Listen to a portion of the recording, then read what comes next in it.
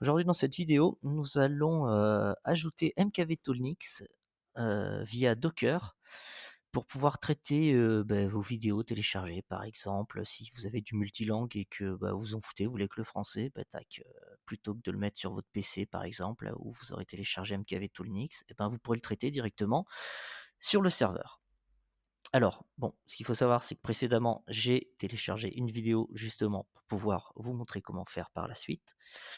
Donc, alors, dans un premier temps, on va aller dans File Station.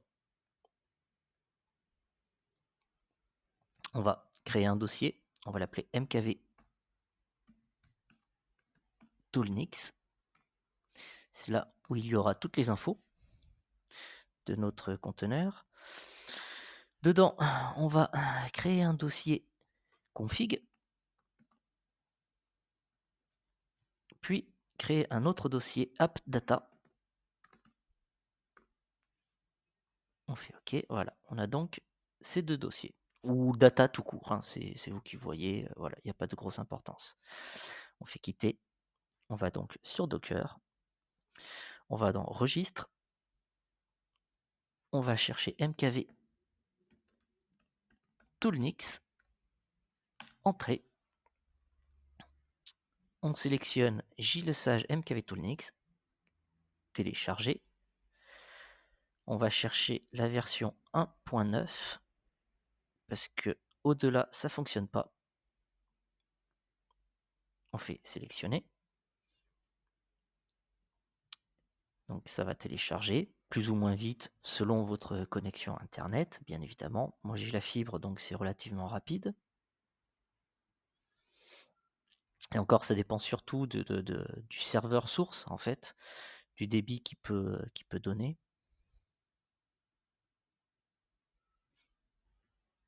Donc voilà, ça fini de télécharger. Donc on va aller cliquer donc, sur notre image, lancer. Alors vous le laissez comme ça ou vous renommez. Moi par exemple, je renomme. On va activer la limite de ressources.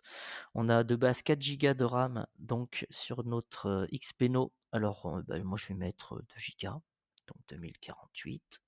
Voilà.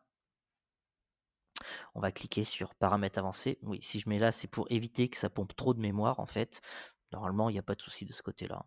Donc paramètres avancés, on va activer le redémarrage automatique au cas où le conteneur planterait, tac. Enfin, pas le conteneur, le MKV Toolnix planterait, tac, il redémarrera tout seul. On va cliquer sur volume, ajouter un dossier. On va chercher dans Docker, MKV Toolnix, config, sélectionner. On va faire slash config. On va ajouter un autre dossier. On va aller dans SSD download, là où il y aura nos films qui seront téléchargés par défaut. Sélectionner slash storage. On va dans réseau, on n'y touche pas. Dans paramètres des ports, on va virer la deuxième ligne où est-ce qui est marqué 5900. On va cliquer sur la première ligne. On va mettre 5800 dans le port local. Ce sera le port pour accéder à avoir accès à l'interface MKV Toolnix. Par la suite, par exemple, métier info, par exemple, que moi j'ai ici, c'est peut-être c'est 5802, à Videmux, ça doit être 5801, enfin voilà. À chaque fois, c'est au niveau du port local que vous le changez. Lien, on ne change pas. Environnement. Alors ici, on va changer ici la user ID. On met 1024. Group ID, on met 100. Ensuite, là, c'est la taille de l'interface, on la laisse comme ça, parce qu'après, ça fait des trucs tout bizarres. En revanche, on va ajouter une ligne. On va appeler en majuscule umask. On met 0,22. On rajoute une ligne. On va l'appeler TZ. On va la nommer ETC. Alors, E majuscule, TC en minuscule, slash en majuscule, UTC. On ajoute encore une ligne. On va mettre en majuscule langue.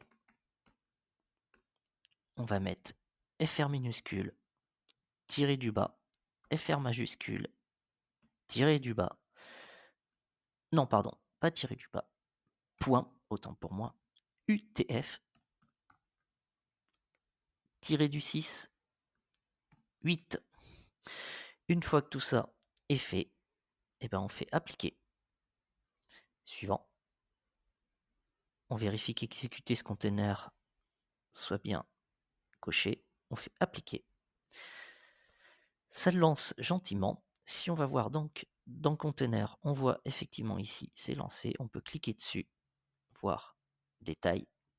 Donc au moment du lancement, ça prend un petit peu de ressources processeur, mais vous voyez, c'est pas grand-chose, hein. Au total, notre processeur, il est à 6%, même il descend une misère. Vous allez voir, ça descend rapidement une fois que tout sera fini. Regarde les processus, le journal, il en est où? Tac, tac, tac, tac, tac. Ok, d'accord. Vous avez vu, c'est très très rapide, hein. Tout s'est fait en une seconde, hein. 3 secondes même, voilà, en 3-4 secondes, tout s'est fait.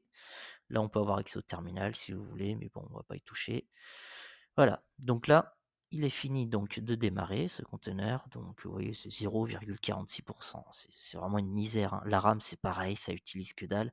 Là où ça va utiliser la RAM, c'est quand il y aura le traitement vidéo. Là, par contre, oui, ça va l'utiliser. C'est pour ça qu'on a limité pour éviter de trop la pomper.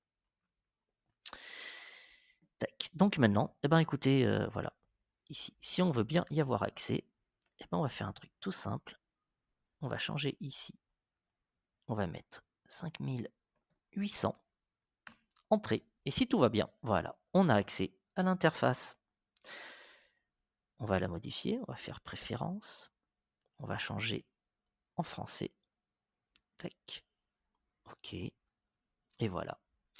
Donc normalement, si on ne s'est pas trompé, si on fait sur ajouter des fichiers sources, voilà, on se retrouve donc avec notre fichier que j'avais téléchargé précédemment. Vous voyez, alors par exemple, tac, voilà. Donc je vais virer la langue anglaise.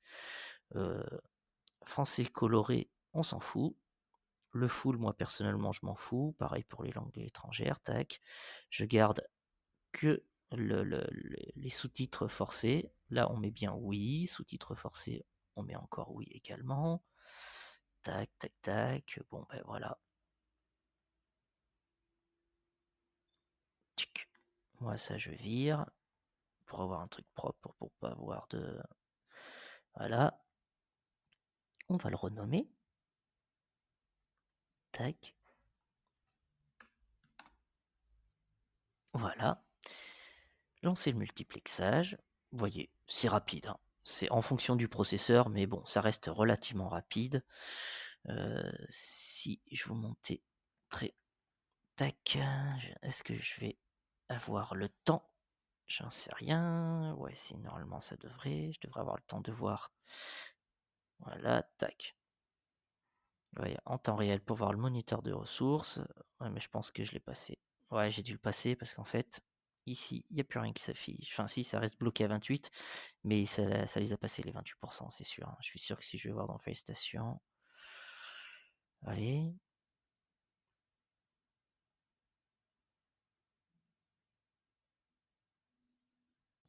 Voilà. Donc, je vais voir donc SSD, download. Ouais, voilà. Vous voyez, ça l'a déjà fait. Ah non, pas entièrement. Pas entièrement.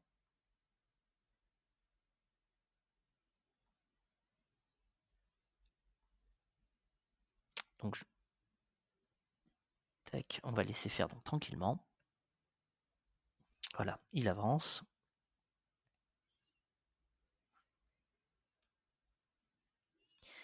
Allez.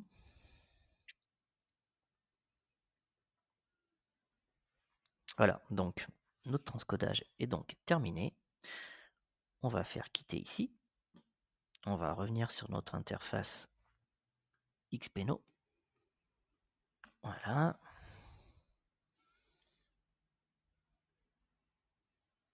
Tac. On va donc aller voir dans File Station. SSD, download, et effectivement, on a donc notre fichier de sortie qui est ici. Donc celui-là, on va pouvoir le supprimer. Et voilà. Donc bah, après, bah, libre à vous si vous voulez donc le transférer donc, dans un autre. Tiens, c'est bizarre, j'ai pas créé ici de dossier vidéo. On va le créer tout de suite. Vidéo. Tac. Dossier partagé. Tac, voici, c'est bon. Donc voilà, donc ben, on va aller le transférer. Tac, zou. Oui, activer le écraser. Appliquer, voilà.